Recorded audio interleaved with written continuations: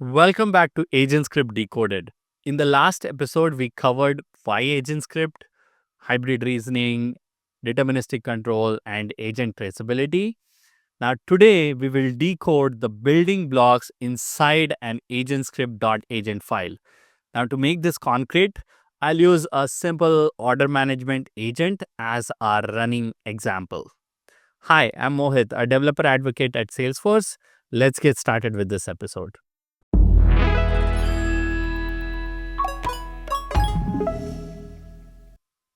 Let's start with the question, how do I create an Agentscript file? So there are two common ways to get to that file.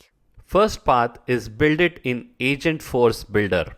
Now you can use this low-code canvas mode with point and clicks and some instructions which generates Agentscript behind the scenes. Or you can switch to the script mode when you want full control. Now once the script exists in your org, use the very familiar org browser in VS Code to pull it into your Salesforce DX project. Note that your Agentscript lives in AI authoring bundles as a .agent file. Now this gives you that local file which you can push, iterate on, and manage within your source control.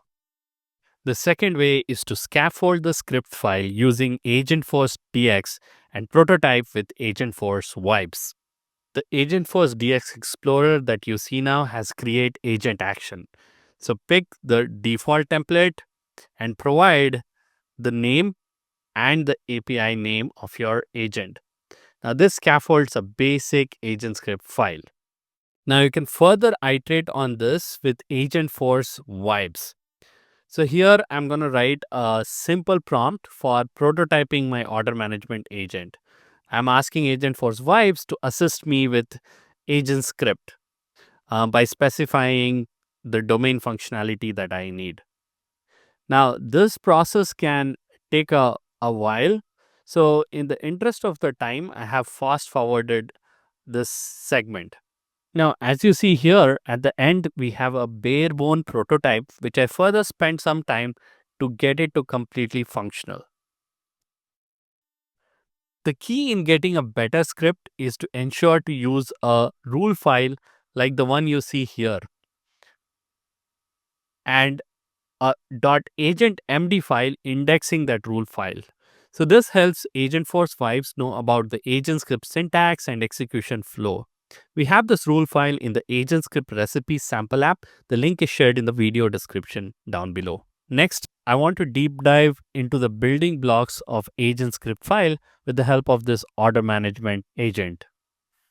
Agentscript is organized into top level blocks and they must appear in a specific order. Let's walk through them using our order management use case.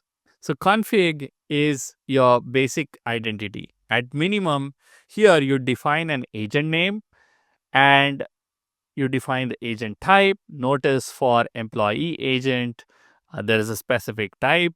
Same with service agents.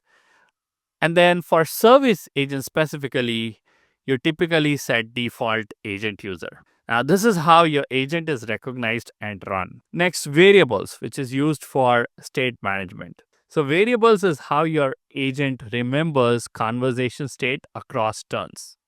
You will define mutable variables, that is read or write, usually with defaults, and then linked variables, which are read-only sourced from external context like your session data. Next, system, which is global messages and guardrails. So system defines the global behavior, required messages like welcome and error, plus your agent-wide instructions. And yes, you can override these system instructions per topic when a specific topic needs a different tone or a constraint. Next, let's talk about the entry point for the agent. That's the start agent. So start agent is special because every single user message starts execution here, whether it is first or 50th. This is where you route to topics using transitions, often with available when conditions that you see here. So options appear only when states make sense. So in our example here, if the user isn't verified, you route to the verification topic. Now, once verified, you route to other topics as well. And node is available when conditions. Keep topic choices clean, only showing what makes sense for the current state and filtering out what it is not. Next is topic, which are the conversation areas. So topics are your conversation areas. So for this example, our topics could be verification, order status, each with its own action and reasoning. The description really matters again because it helps routing to the right topics and making sure that a right topic is selected per conversation. Next, we have actions plus reasoning. So inside a topic, you see actions which define capabilities like flows, Apex, APIs. But defining an action doesn't run it. Execution happens within this reasoning block, which every topic must have. Reasoning has two key pieces: instructions, where deterministic logic runs top to bottom, and prompt text is assembled. Actions, where you expose tools for the LLM to choose from. And here is the key. The reasoning loop re-executes every turn, so your prompt stays fresh and state aware. We'll look into the reasoning loop in the upcoming episodes. Next is after reasoning. So after reasoning is an optional deterministic hook that runs after your LLM response. This is great for cleanup or mandatory routing. Now we've got a sample app where you can explore about these building blocks and see how we are building agents with AgentScript. In the next episode, we'll go deeper into the execution flow, like for example, what runs in what order and how to trace it.